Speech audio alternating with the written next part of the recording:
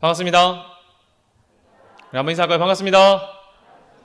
반갑습니다. 우리가 신앙생활 하다가 부딪히는 어려움 중에 하나는 영적이라는 것입니다. 여러분, 과연 영적인 것이 무엇일까요? 영적으로 살아라고 말하기도 하지요. 그러면 영적으로 산다는 것은 도대체 어떤 말입니까? 어떻게 살아야 영적으로 살 수 있을까요? 이러한 질문은 너무나 어렵습니다. 그런데 이런 고민을 해야 하는 것은 우리에게 필요한 일입니다. 왜냐하면 우리의 신앙은 그저 맹목적인 믿음도 아니고 또한 물질 세계에서만 살아가는 삶도 아니기 때문이지요. 그런데 영적이라는 것을 말했을 때 마음 한켠이 괜히 부담스러워지는 사람들도 있을 것입니다. 영적이라고 하면 괜히 부담스러워진단 말이죠. 왜냐하면 영적이라는 말이 뭔가 너무나 신비스럽고 접근하기는 쉽지 않은 세계인 것처럼 느껴지기 때문입니다. 그렇죠. 우리 신학책 사시는 분들의 연령대가 어느 정도인지 아십니까? 가장 많이 사시는 연령대가 40, 50대 남성분이십니다. 이제 사회에서 어느 정도 회사를 다니시고 직급에 오르신 다음에 신앙에 대해서 다시 한번 깊이 고민해 보시는 시기이기도 하지요. 그래서 이성적으로 또 학문적으로 알려고 하다 보니까 신비스러운 게 조금 어색해 보이는 경향도 나타나는 것 같기도 합니다. 뭔가 영적이라고 하면 신비스러워야 한다라는 그런 생각이 우리에게 괜시리 들기 때문이지요. 제가 전도사 시절에 이런 질문을 받은 적이 있습니다. 전도사님, 혹시 귀신 보십니까? 이렇게. 그래서 저는 본 적이 없기 때문에 아니요, 본 적이 없습니다. 이렇게 말했더니 그분이 저한테 이렇게 말씀하시더라고요. 아니, 전도사님이 귀신도 못 보고 뭐 하는 겁니까? 우리 교회 권사님들 귀신 다 보시는데. 사랑하는 동네중앙교회 권사님 혹시 귀신 보십니까? 물론 보이지 않는 것을 보고 우리가 쉽게 들을 수 없는 영적인 음성을 듣는 일도 분명히 있을 것입니다. 그러나 그러한 것만이 영적인 세계라면 우리는 영적인 것을 접하기가 정말 어려울 것 같아요. 그러한 것만이 영적이라면 우리는 참 쉽게 영적인 삶을 살지는 못할 것 같습니다. 영적인 것이 신비로운 것들을 포함하지만 대부분의 성도님들이 경험할 수 있는 영적이라는 것은 그러한 것만은 아닐 것입니다. 그렇다면 영적이라는 것은 도대체 무엇입니까? 영성에 대해 많은 정의가 있지만 앨리스터 맥그레스는 이렇게 말합니다. 영은 히브리어로 루아의입니다. 영이라는 뜻이지만 숨 혹은 바람이라는 뜻도 가지고 있습니다. 그래서 그는 이렇게 말해요. 영이란 우리의 삶에 숨결을 불어넣는 것이다. 영성이란 신앙의 생명을 이끌고 동기를 부여하고 사람들의 신앙을 성장하는 데 도움이 되는 숨결이다. 이러한 영성은 믿는 자의 삶에 생기를 더하여 주고 믿는 자의 신앙이 보다 더욱 깊고 완전해지도록 이끈다. 이렇게 말합니다. 영성이라는 것은 우리의 신앙에 생기를 더하는 것이고 우리의 신앙을 더욱 깊고 완전하게 온전하게 세워나가는 것입니다. 그리고 참된 영성은 내면 세계에만 몰두하게 만드는 것이 아니라 내 안에 있는 신앙이 삶으로 표현되게 이끕니다. 기독교의 영성은 하나님과 나 사이의 관계에서 맺어진 사랑이 우리의 삶으로 드러나게 되어 있다라는 것입니다. 그저 내면 세계에만 있는 것은 아니라는 것이죠. 물론 깊은 영성이 관조와 묵상과 성찰과 침묵을 포함하지만 참된 영성은 내면 세계에만 머무르게 만들지는 않는다는 말입니다. C.S. 루이스는 그의 저서 스크루테이프의 편지에서 이렇게 말합니다. 너의 환자를, 환자는 기독교인을 말합니다. 너의 환자의 관심을 내면 생활에 집중시켜라. 고도로 영적인 기도만 줄창 읊어대게 하거라. 그렇게 하여서 그가 자신의 신앙을 바깥으로 표현하지는 못하게 만든다는 것입니다. 물론 우리의 내면의 성장 중요합니다. 그러나 참된 영성은 우리 안에 있는 신앙이 삶으로 표현되어져야 하는 것입니다. 그렇다면 여러분, 어떻게 표현되어져야 할까요? 새로운 고민이 생기죠. 어떻게 표현되어져야 할까요? 그리스도를 만난 우리의 삶은 무엇인가 표현되어져야 되지 않겠습니까? 지금 이 고민이 갈라디아서에 있는 성도들의 고민과 동일합니다. 기독교가 시작하던 시기 기독교는 유대교의 한 분파로 취급되었습니다. 왜냐하면 예수님의 제자들도 유대인이었고 그들을 따르는 사람들도 유대인이었기 때문입니다. 유대인 제자들 사이에서도 예수님에 대한 다양한 의견들이 있었던 것으로 보입니다. 어떤 유대인 그리스도인들은 예수님을 메시아로 생각하지는 않았던 것 같아요. 다시 오실 메시아를 기다렸단 말입니다. 예수님을 알면서도요. 또 어떤 유대인들은 율법을 준수해야 된다고 생각하기도 했습니다. 내가 예수 그리스도를 믿고 그를 구주로 영접하였지만 내 삶에 율법이 남아야 돼 라고 생각했단 말이죠. 이러한 생각들은 유대 그리스도인들의 마음을 흔들기 시작했습니다. 우리가 비록 예수 그리스도를 만났지만 내 안에 율법을 지켜야 하지 않을까? 자국처럼 남아있는 율법이 그들의 멍해가 되고 있었단 말입니다. 그런데 유대 그리스도인들도 이런 고민을 하던 상황에 이방인 그리스도인들은 어떻게 했습니까, 여러분? 우리도 예수님을 영접했는데, 우리도 이제는 예수님을 만났는데, 그를 나의 구주라고 고백했는데, 내 마음 가운데 그를 받아들였는데, 그러면 이것을 어떻게 표현해야 되지 않을까? 어떻게 표현해야 될까? 유대인의 풍습이라도 지켜야 할까? 그들이 예수 그리스도의 시작이니까 우리도 그래야 될까? 라는 생각을 가지기 시작했단 말입니다. 이에 대해서 바울은 단호하게 말합니다. 유대적인 삶의 방식을 채택하지 말라고요. 오히려 율법을 지키려고 하면, 율법의 멍에를 지면 오히려 그것이 너희들의 멍에를 지게 하는, 너희들을 올가매는 저주가 될 것이다. 이런 식으로 말입니다. 그렇다면 갈라디아 교인들은 어떻게 하여 자신들의 있는 신앙, 그리스도를 만난 자신들의 신앙을 삶으로 표현할 수 있겠습니까? 바울은 여기서 사랑을 말합니다. 사랑하십시오. 그러면 사랑이 율법을 성취하게 될 것입니다. 그러면 우리 사랑이라는 것은 또 무엇일까요? 사랑으로 산다는 것은 또 무엇이냔 말입니다. 어떻게 사랑해야 됩니까? 사랑은 성령을 따라 사는 것이며 성령님을 따라 살면 율법의 권세에서 자유를 얻게 된다. 그러니 사랑을 살라. 이것이 갈라디아서의 주된 내용입니다. 그런데 이렇게 말하면 도대체 뭐라고 말하는지 이해가 잘 되지 않습니다. 추상적인 단어들만 나열하는 것 같고요. 우리에겐 조금 어렵단 말이죠. 성령, 사랑, 율법, 어떻게 살아야 합니까 도대체? 그러니 우리 본문을 자세히 한번 보면서 살펴보길 원합니다. 성령의 열매를 맺는 사람들은 어떤 사람들일까요? 어떤 사람들이 성령의 열매를 맺겠습니까? 바로 성령님을 따라 행하는 사람들이 성령의 열매를 맺습니다. 본문 16절은 이렇게 말하죠. 한번 읽어보겠습니다. 내가 이르노니 너희는 성령을 따라 행하라. 그리하면 육체의 욕심을 이루지 아니하리라. 아멘. 우리가 성령을 따라 행하면 육체의 욕심을 이루지 않고 성령의 열매를 맺게 된다고 말합니다. 그러면 우리 또 다른 질문이 또 생겨야 되지요. 무엇입니까? 성령을 따라 산다는 것은 무엇입니까? 이를 알기 위해서 본문의 앞을 잠시 보아야 합니다. 5장 13절을 한번 읽어볼 텐데 한번 같이 읽어볼까요? 형제들아 너희가 자유를 위하여 부르심을 입었으나 그러나 자유로 육체의 기회를 삼지 말고 오직 서로 종노릇 하라. 아멘. 어떻게 말합니까? 우리가 자유를 위해 부르심을 받았는데 우리는 이 자유를 육체의 기회로 사용하는 것이 아니라 서로의 종이 되는 기회로 삼아야 된다고 말합니다.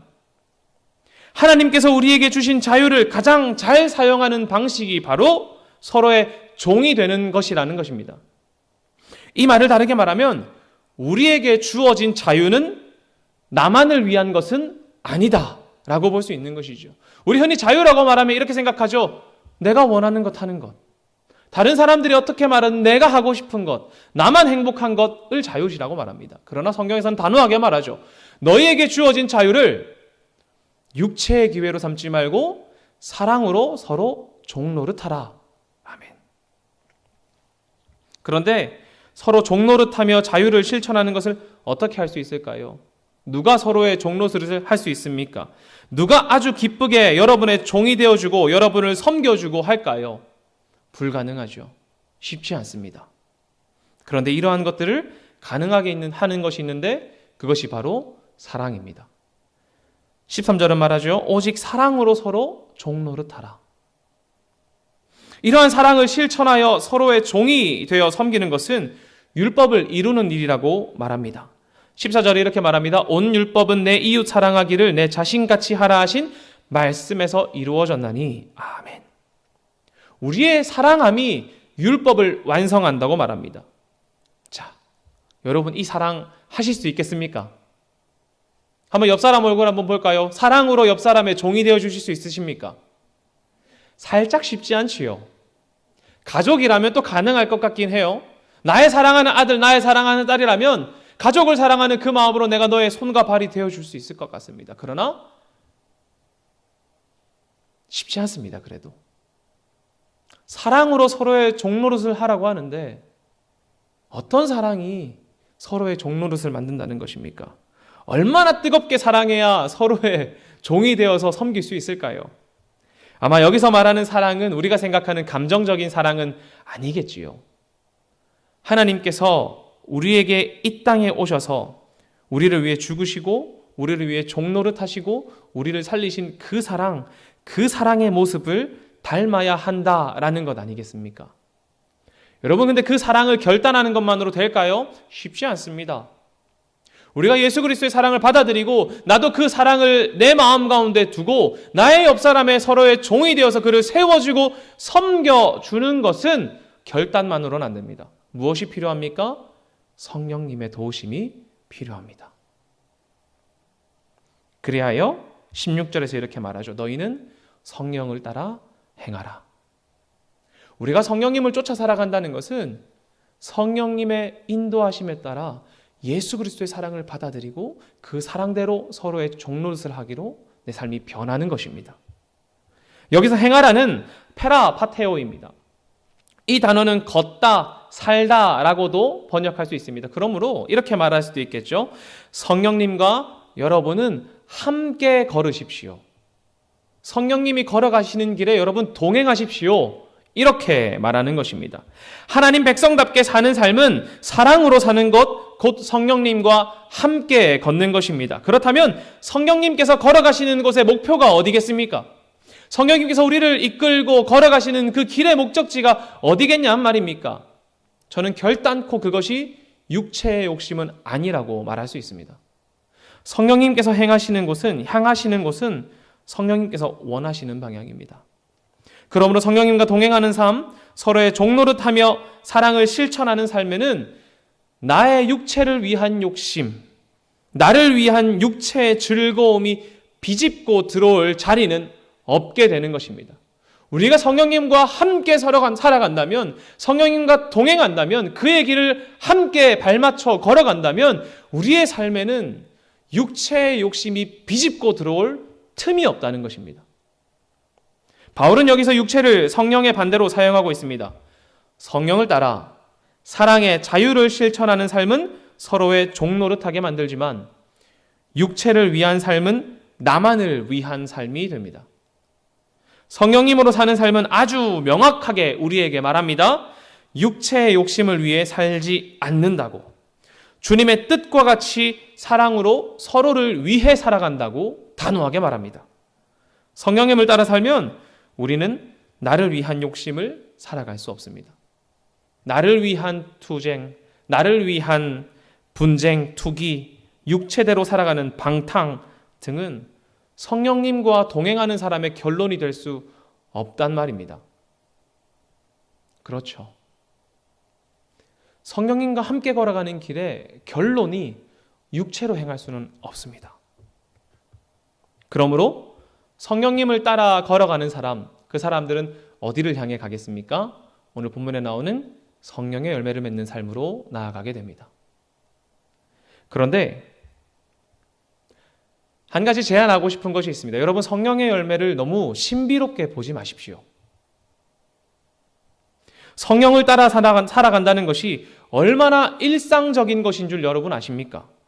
성령님을 따라 사는 사람들을 우리가 어떻게 부르냐면 그리스도인이라 부릅니다. 여러분, 그리스도인이시지 않습니까? 성령님과 함께 동행하시지 않습니까? 하나님께서 우리에게 이 땅 가운데 오신 것처럼, 임마누엘 하나님께서 우리와 함께 계시는 것처럼 성경은 하나님께서 우리 가운데 계시다고 분명히 말합니다. 우리가 무언가 해서 하나님께 가야 되는 것이 아니라 하나님께서 우리와 함께 하신다고 말하죠. 성경은 우리에게 너희는 성전이라고 말하기도 합니다. 성전은 무엇입니까? 하나님께서 우리에게 임하시는 곳이죠. 하나님께서 임하시는 그곳에 하나님의 흔적이 남아야죠. 하나님은 그리스도인들을 통해 하나님의 사랑을 흘려보내십니다.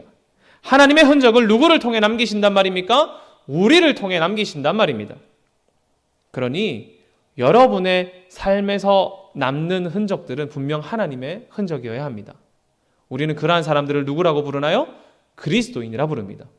여러분 그리스도인이십니까? 그렇다면 우리는 성령님과 동행하는 사람, 우리의 삶에 하나님의 흔적이 남는 사람이어야 합니다.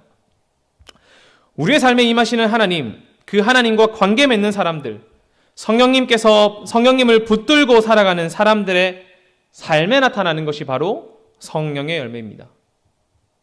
우리와 하나님과의 관계, 그 사랑의 발현, 그러한 우리의 삶에 나타나는 것이 성령의 열매라는 것이죠. 우리의 노력이나 결심이 아니라 성령님께 붙들린 사람들에게 맺히는 것, 그것이 성령의 열매입니다. 사랑과 희락과 화평과 오래 참음과 자비와 양성과 충성과 온유와 절제 같은 성령의 열매는 우리의 삶에, 저와 여러분의 삶에 드러나야 하는 하나님과 나 사이의 관계라는 것입니다.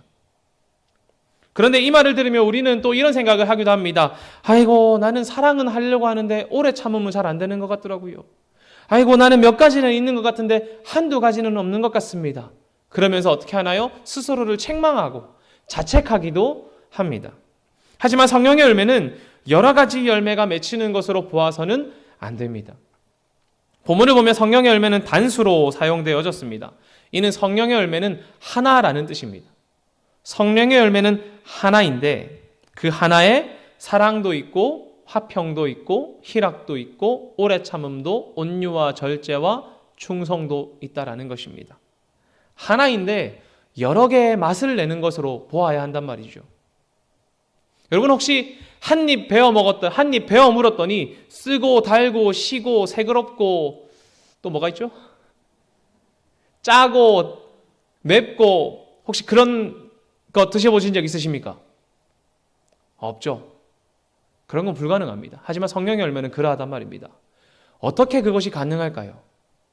하나인데 사랑도 있고 희락도 있고 화평도 있고 온유도 있고 절제도 있고 어떻게 가능하냐 말입니다. 그런데 그것이 가능합니다. 왜냐하면 성령의 열매는 성령님을 쫓아 살아가는 그리스도인의 삶에서 드러나기 때문입니다. 그리스도인의 삶에는 이 열매의 9가지가 함께 발현되고 자라간다라는 것이죠. 혹시 여러분은 사랑만 있고 즐거움은 없으신가요? 오래 참음만 있고 평화는 없으신가요? 여러분은 즐거움은 있고 충성과 절제는 없으신가요? 아니요. 우리의 삶엔 그 9가지가 함께 발현될 수 있습니다. 왜요? 우리는 인간이기 때문이죠. 우리의 삶에는 그러한 열매들이 맺힐 수 있단 말입니다. 우리의 삶에 성령께서 주체가 되셔서 열매를 맺으시고 그 사랑을, 희락과 화평을, 충성과 온유와 절제를 실행해 가십니다. 신비로운 무언가가 아니라 여러분 안에서, 여러분의 일상에서, 삶에서 드러나는 모양으로 나타난단 말입니다. 그리고 이러한 열매가 우리의 삶에, 우리의 신앙에 다시 생기를 불어넣습니다.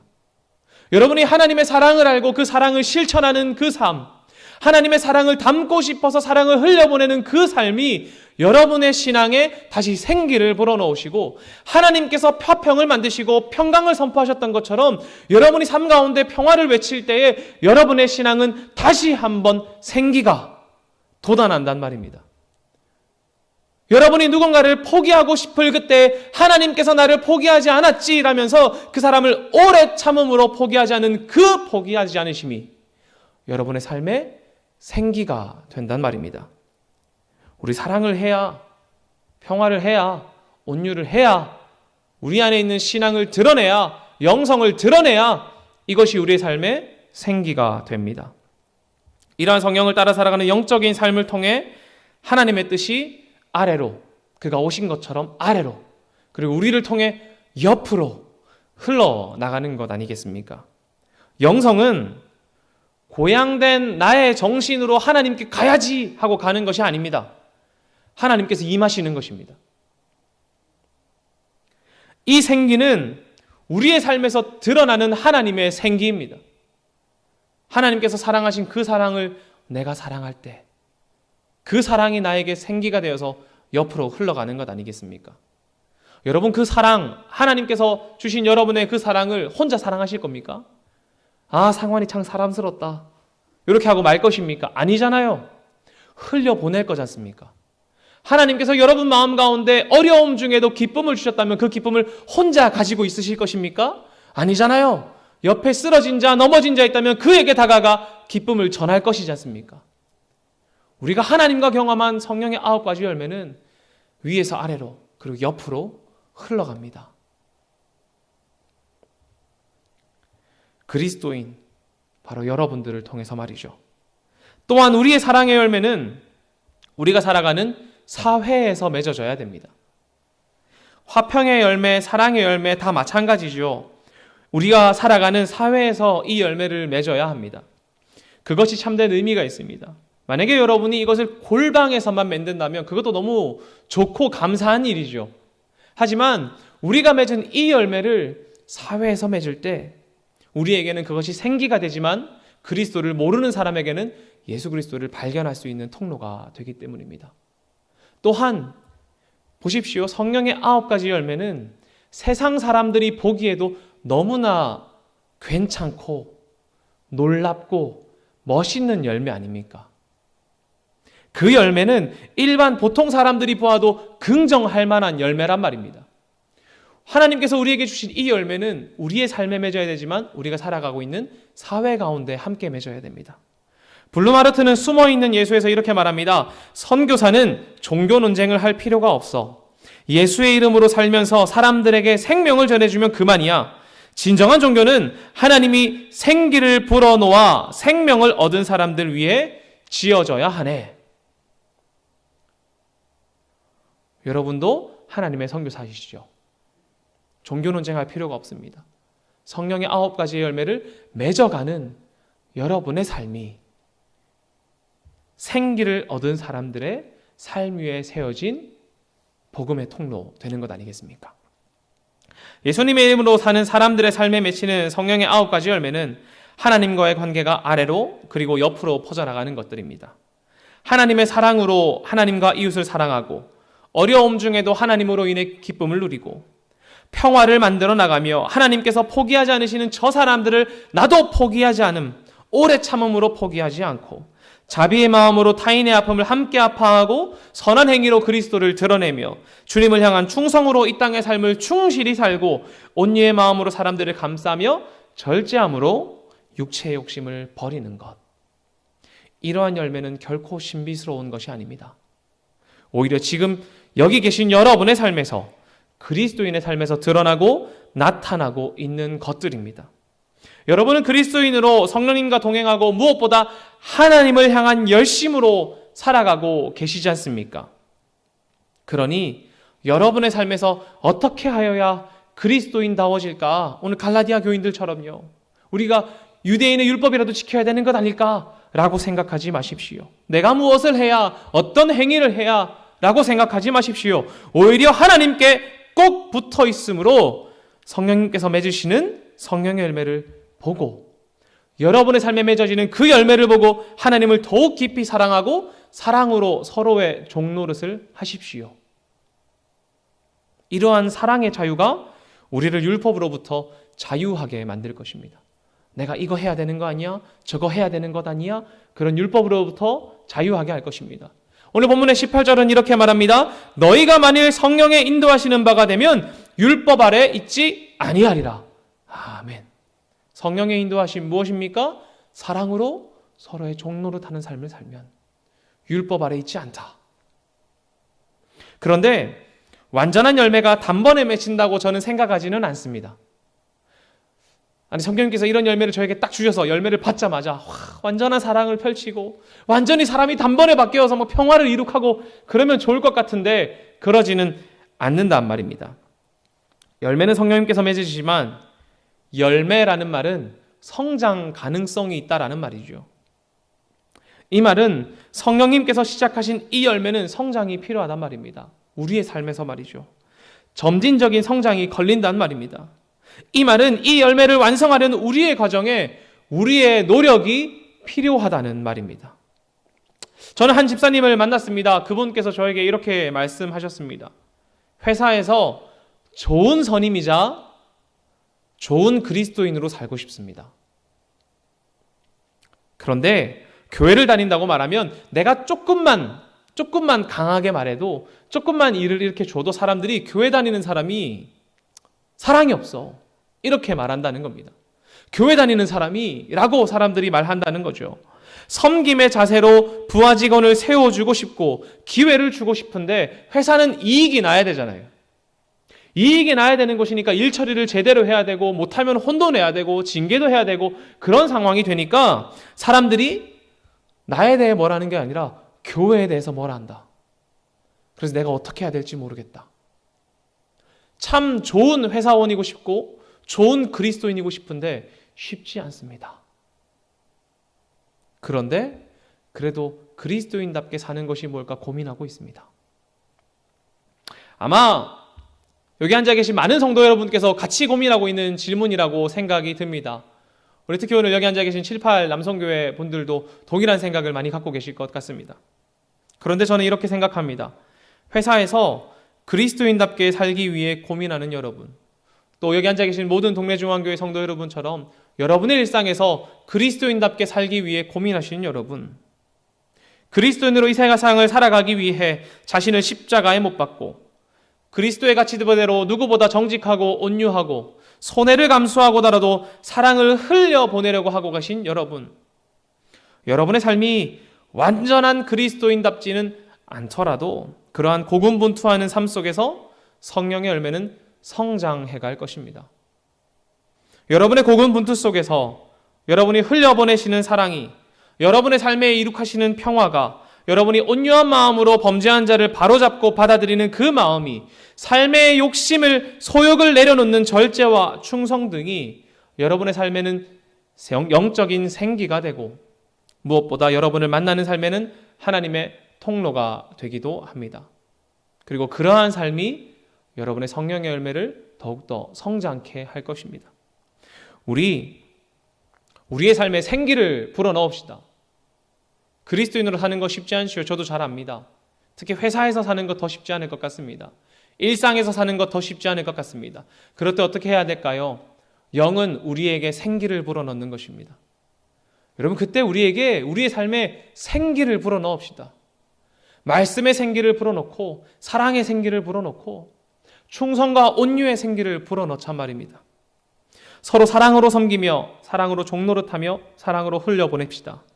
우리의 일상에 성령님께서 맺으시는 열매를 돌보고 성장시키며, 우리 옆에 계신 여러분의 삶에 하나님의 생기를 불어넣는 그러한 그리스도인들 되시기를 간절히 빕니다.